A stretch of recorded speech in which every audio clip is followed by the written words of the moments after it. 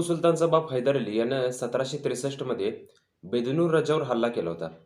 बेदनूरच्या किल्ल्याला जवळपास 1 वर्ष वेढा दिल्यानंतर हैदर अलीनं आपल्या सैन्याला खुली लूट करायची परवानगी दिली.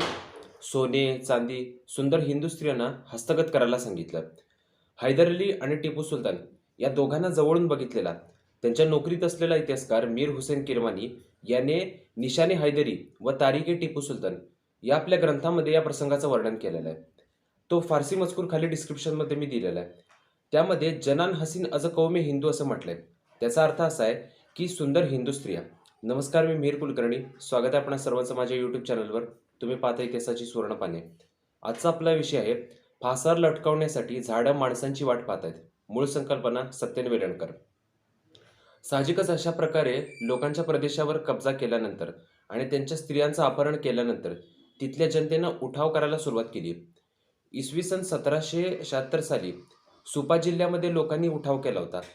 सुपा हे कारवारपासून जवळपास 70 किलोमीटरवर असलेले एक छोटेसे खेडेगाव आहे. तर हैदर अलीनं आपल्या अमानुषतेचं प्रदर्शन घडवून आणत त्या जिल्ह्यामध्ये 10 ते 15,000 लोकांना झाडावर फासावर लटकवलं आणि हे बंड चिरडून टाकलं. याची माहिती टिपू सुलताननं 13 ऑगस्ट 1786 रोजी आपला एक अधिकारी बदरुज्जमान खान याला लिहिलेल्या पत्रात सापडते. ते अस्सल फारसी पत्र मी खाली डिस्क्रिप्शनमध्ये देतोय. त्याचा मराठी अर्थ सुद्धा मी आपल्याला सांगतो.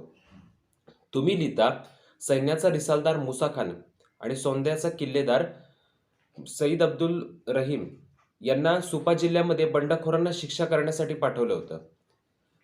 त्यांनी बंडवाल्यांच्या ताब्यात असलेली जागा हिसकावून घेतली. त्यामुळे बंडवाले फरार झाले.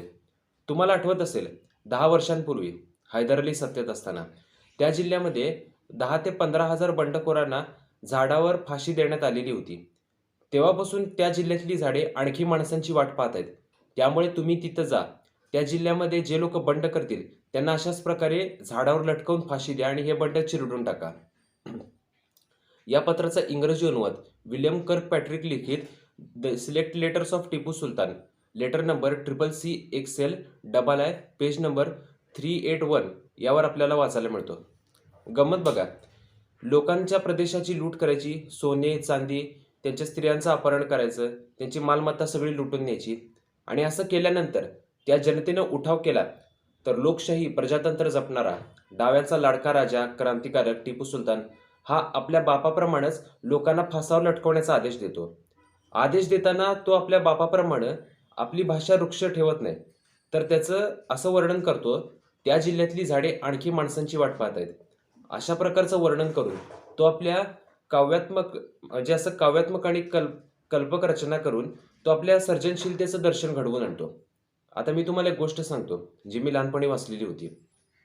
एक लांडगा असतो आणि त्याला मेंढरांच्या कळपावर ताव मारायचा असतो. पण अडचण अशी असते की तो लांडगा त्यांच्या जवळ गेला तर ती मेंढरं सगळी इकडे तिकडे पळून जातील. मग करायचं काय हा प्रश्न लांडग्याला पडतो. त्याला एक युक्ती सुचते. तो मेंढरांचं कातडं पांघरून त्यांच्या कळपामध्ये शिरतो आणि तो ठरवतो की वेळ मिळाल्याच आपण एकावर ताव मारायचा. तो त्या दिवशी त्यांच्या कळपात शिरतो. नेमकं असं होतं की त्या कळपाचा जो मालक असतो त्याचे मित्र त्याच्या घरी जेवायला येतात. आता त्यांना जेवण तर द्यायला पाहिजे, म्हणून तो मालक काय ठरवतो, एका मेंढराला न्यायचं म्हणून. योगायोग असा की तो नेमका त्या मेंढराचं कातडं पांघरलेल्या लांडग्यालाच उचलतो, त्याला मारून टाकतो आणि सगळे तो मालक आणि त्याचे मित्र त्याच्या मांसावर ताव मारतात. तर अशी अवस्था आहे आजची.